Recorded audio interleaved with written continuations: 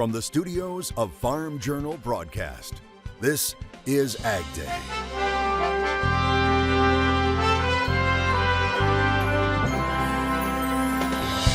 Frightfully tasty treats. Looking to make your Halloween fun and tasty?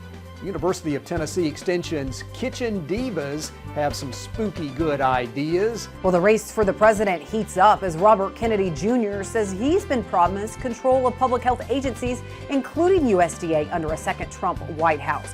What could that mean for producers? That's as more big buys of U.S. ag are announced. Mexico has been a very aggressive buyer of U.S. corn here. What's behind the surge in sales? The latest news behind the numbers right now on AgDay. AgDay is brought to you by Pioneer. Pioneer brand corn is part of a winning team that includes deep local knowledge and on-farm support.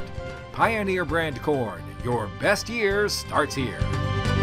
Good morning and happy Halloween. I'm Tyne Morgan. Clinton Griffiths is on assignment. Well, we've been keeping you informed on several large flash sales of grain, and on Wednesday, USDA announced 3 big buys. It included 4.8 million bushels of soybeans to China and another 4.8 million bushels of beans to unknown destinations. 10.75 million bushels of corn also to unknown destinations. Well, one country that wasn't on the list Wednesday was Mexico, but it's Mexico that's been the big buyer of U.S. corn recently. Mexico is the top buyer of U.S. corn with just over 2 million metric tons of 2024-2025. They've also already bought 580,000 million metric tons for the 2025 to 2026 year. StoneX Group telling AgDay the surge in sales to Mexico is due to their ongoing drought and the price of corn today. When we look at the export pace that we're on right now, it's stronger than what we normally have at this time of year, and it's largely been because of Mexico. Mexico has been a very aggressive buyer of U.S. corn here, what they perceive to be the harvest lows. That's not been the trend long term, but it was the trend last year. That followed a drought. They had more drought this last year as well. So I think because of the tight supply in Mexico, they're trying to make sure they can get as much coverage as possible near the harvest lows. That would suggest weakness down the road. They may also be looking at the fact that the Black Sea had a short crop this year and that Argentina is reducing corn acreage by 20% plus or minus 5 percentage points. And so they may be saying, you know, the upside risk at these low prices is probably greater than is the downside risk. So now's the time to go ahead and get coverage. Now, Suderman telling me that if the longer-term supply concerns continue, especially with the Black Sea and with the late planting in Brazil, then Mexico's strong appetite for U.S. corn could continue. Some good news for portions of the nation's midsection in need of rain. There is finally some on the way. USDA meteorologist Brad Rippey says for the first time in more than 2 months, we're seeing a substantial dip in the jet stream. It will help bring in moisture from the Gulf of Mexico, which Rippey says should usher in some rain. You put these two storms together, and we're looking at the axis of heaviest rainfall expected from the southern Great Plains, probably central or northern Texas, extending northeastward all the way into the upper Great Lakes region. Rippey says some areas could see up to 4 inches of rain, which could lead to significant improvement in topsoil moisture, along with helping out newly planted cover crops and winter wheat.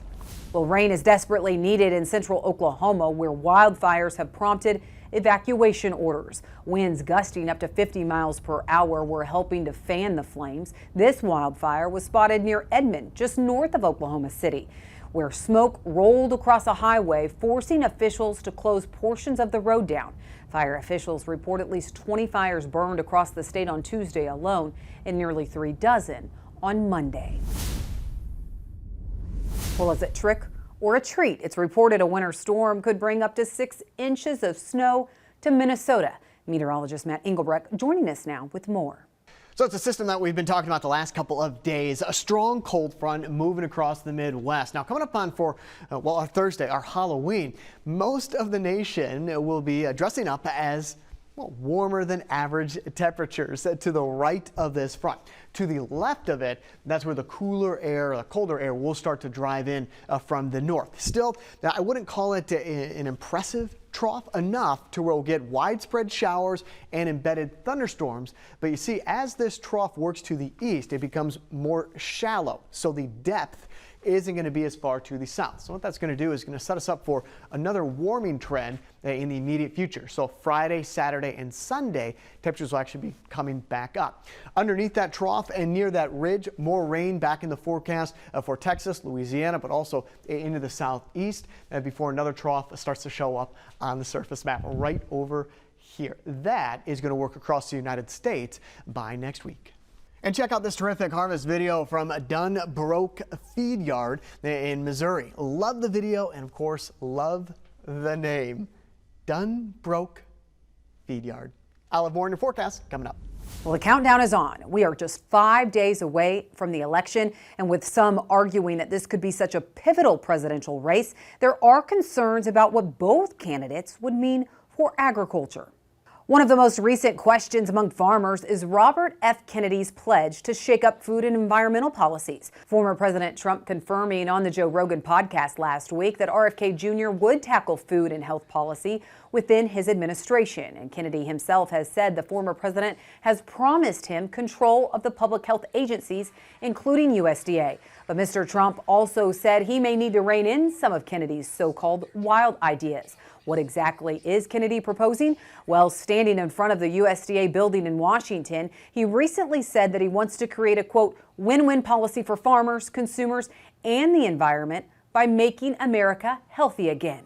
We're going to change that. We're going to give farmers an off-ramp from the current system that destroys their health, wrecks the soil, makes Americans sick, and destroys family farms. We're going to rewrite the regulations to give the smaller operators a break. We're going to encourage sustainable, regenerative farming that can build soil and replenish aquifers. We're going to ban the worst agricultural chemicals that are already prohibited in other countries. And we're going to remove conflicts of interest from the USDA dietary panels and commissions.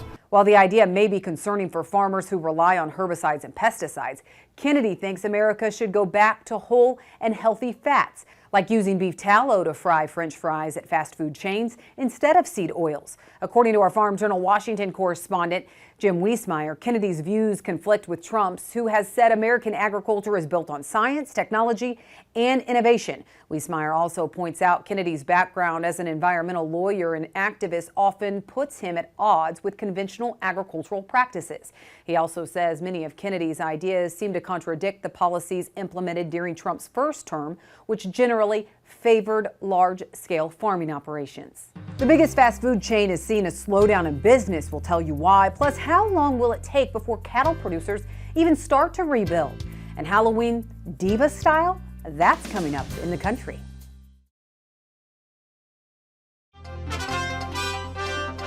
It's reported McDonald's has seen a 10% drop in visits amid an E. coli outbreak. Colorado restaurants seem to be hardest hit, reportedly seeing a 33% drop in business. It comes after E. coli linked to slivered onions in the fast food giant's Quarter Pounders sickened dozens of people. However, McDonald's is expecting a recovery and is planning to attract customers with $5 value meals and Big Macs with chicken. It says Quarter Pounders have returned to menus after Colorado authorities confirmed the hamburger patties tested negative for E. coli. Two people who claimed they experienced symptoms associated with the infection after buying Quarter Pounders this month have already filed lawsuits.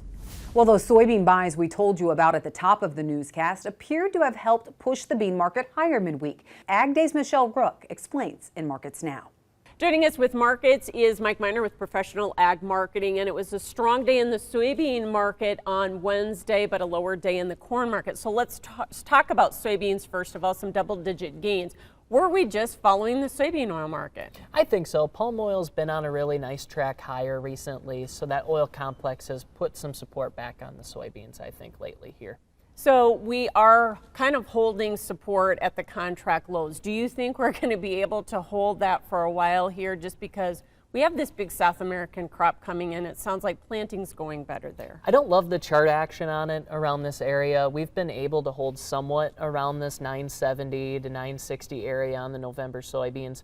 So that's been somewhat comfortable. But anything below $10, I think, right now is perfectly fine for this soybean market. Historically, you get below 9, that really starts to limit it. So I'm not quite in that camp yet. I think if you start to build ending stocks towards 900 million bushels like we saw back in 18, then sure, we can go down and test some of those levels, I think. But until then, I think this $9.50 range is pretty comfortable for soybeans. Meal was just a little higher. It has been flirting with that $300 mark. Does it hold that area? It sure doesn't want to trade below there historically that great. So I think a lot of livestock producers here, once they see this 300 type level, it's really a green light, I think, for a lot of producers. So we'll see if it holds, but it's got a pretty good shot too for the majority. And then, Mike, why did corn go the opposite direction of beans today? We've been seeing some interesting consolidation on the corn market. Right around this 410 type area, you start to see a lot of demand right around $4 once you start to get down there.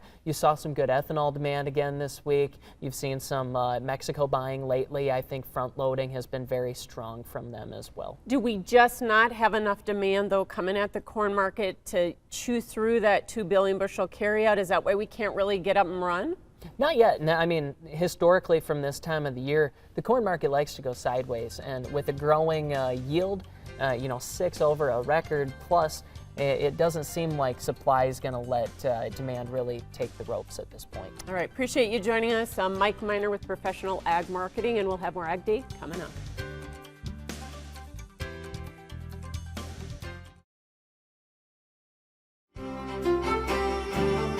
For Halloween, still expecting gusty, windy conditions in and across the Midwest. Now, this is on the backside of a cold front that's going to be working through and a low pressure system, a trough, driving through as well. In between these two systems, the one that is moving through and one that is going to take shape by Saturday and Sunday on the West Coast, things will quiet down for a little bit, but you can still see that some stronger winds will be possible through Texas, back up here towards Oklahoma. This is Saturday at 3 o'clock in the morning. Starting to line up in the forecast period are some stronger winds out here to the West Coast. Early indication of that next system starting to take shape. So by Saturday night and into Sunday, start to see the influences expand back over here towards the east into Texas, Oklahoma, and the Dakotas with some stronger wind gusts, 30, 35, maybe even 40 mile per hour wind gusts with this next system. I don't anticipate frigid air behind it, but it is going to be a change of pace after what we went through earlier this week with well above average high temperatures. But be on the lookout for some stronger winds Saturday and also into Sunday across the United States. In terms of rain chances, the next 24 hours, see where that cold front is located and that low pressure system with the rain back down here to the south and also back up here to the north. A break indicating a ridge or a shallow ridge trying to redevelop over the United States this weekend, and then substantial rain over here towards the West Coast. That's the next low pressure system that is going to bring more rain across the United States into next week, and kind of see how everything spreads back in, finally getting some relief in and across the United States with that next system. The timing on that is next week, next Monday, Tuesday, and Wednesday. I want to show you that. So Saturday, Sunday, there's your next storm system on Sunday. So by Monday and Tuesday, we'll start to see that rain and strong winds move across the United States. Soul City, North Carolina, mostly sunny, high around 80 degrees, low of 63. Stark, New Hampshire, partly cloudy, high of 74. Prescott, Oregon, high of 50, low of 47.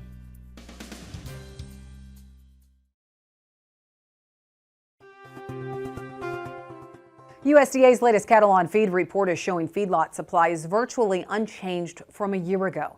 USDA estimates there were 11.6 million head of cattle in large feedlots as of October 1st. August marketings rose 2% with placements down 1.9% compared to year-ago levels. However, placements were 2% above expectations. This report also breaks out the steer and heifer placements, with steers up 1% and heifers down less than 1%. This indicates heifer retention is still not taking place in the herd. So we got to see a breakdown of percentage of heifers as compared to steers. And it was down slightly, not enough to make a difference, folks. Last year was the record number of heifers as a percentage of steers, which broke the record that had been set the year prior. Last year, the October report saw a shocking increase in placements, which resulted in a $20 drop in the market. Well, we have seen a slowdown in cow slaughter. That's what we learned in the latest cattle on feed report. But the rebuilding of the nation's cattle herd has not started yet. And a new survey shows economists think that could be a year away. According to the nearly 70 ag economists surveyed in the October Ag Economists Monthly Monitor, 50% of economists think producers will start rebuilding herds the first half of 2026. 30% said the second half of 2025, and 20% think it could be the first half of 2025 when rebuilding starts. But if it is the first half of 2026, well, University of Missouri ag economist Ben Brown says the deepening drought is playing a role in those decisions. The survey also asked economists to list the biggest hurdles for cattle producers when deciding to rebuild. As Brown mentioned, drought and La Nina's impact on pasture conditions and forage was a major concern, as well as heifer prices. I think during the growing season is when we'll start rebuilding that herd, which then that means that the first time we see a year-over-year increase will come in January of 27. That seems like a long ways out. It probably would have been quicker had we not had this dryness impacting large swaths of cow-calf country here in the heartland of the country. I think that has helped keep producers from rebuilding. I also think there's this economic pull of how can I justify retaining these heifers when they're bringing the prices that they are.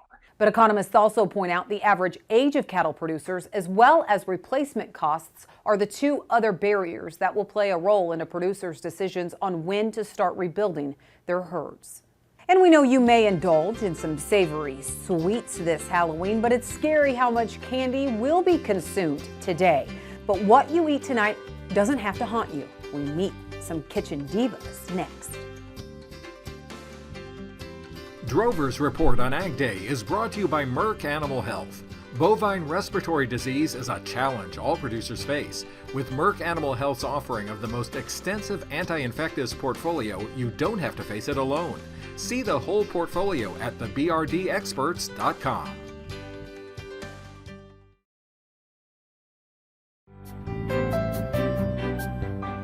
Well, I know I'm excited to go trick-or-treating with my little girls tonight for Halloween, and it seems everyone is getting into the spooky spirit. Charles Denny of the University of Tennessee introduces us to the kitchen divas who are making the holiday frightfully tasty. As we get our little ghosts and goblins dolled up for a night of trick-or-treating, they need some nourishment before hitting the neighborhood. But the charcuterie board is not complete until I put the worms in the middle. And here's the ladies who can provide those tasty dishes. What's your Halloween costume this year? How about dressing up as a diva? Here are UT Extension's Kitchen Divas, West Tennessee family and consumer science agents, famous for their fun and informative lessons on good eating. For Halloween, Rebecca Sarad is preparing something in a blender, mostly made of kiwi, that looks suspiciously like Ghostbusters slime. You know, we're making a fun punch. It's really green, so the kids are going to think it's awesome. But while I wouldn't call it necessarily healthy, it's not, you know, full of regular soda, caffeine, sugar, things like that. But don't be scared, kids. The divas will allow some sweet treats within reason. Who you gonna call? Cowgirl Joy Powell is preparing several tasty options. I've got some creepy eyeballs. And then I've got a side to go with Tennille's dish. And let's see, I've got a s'mores kit that's easy to put together. And then I'm doing something fun with a hot dog. Tennille Short's dish just mentioned, haunted pasta. It's spoogetty. So it's a suggestion to get kids to eat something before they go out trick-or-treating or to a festival where there's going to be lots of candy. We want to make sure they get some nutrition. A little diva history. They've been doing their thing for several years now. In a story in 2015, Sarah Poole famously said this about working in the kitchen. This is our domain. And oh, those devilish divas, that became their go-to catchphrase. We have a good time in the kitchen, and we really like to educate people on, you know, how to have fun in the kitchen with their family, friends, or how to, you know, transition to cooking for one or two. You know, you can still have fun in the kitchen, and it can be your domain as well. The divas like to say they connect with families by keeping it real in the kitchen, with life, getting people to try new foods, and maybe creating new traditions. Know that your Halloween celebration can be tasty and spooky good with a little creepy cooking. As we descend into the most frightful time of the year, don't fear the diva. Trick or treat! This is Charles Denny reporting. Thanks, Charles. And that's all the time we have this morning. Thanks for watching Ag Day. For all of us at Ag Day, I'm Tyne Morgan. Have a great Halloween in farm country.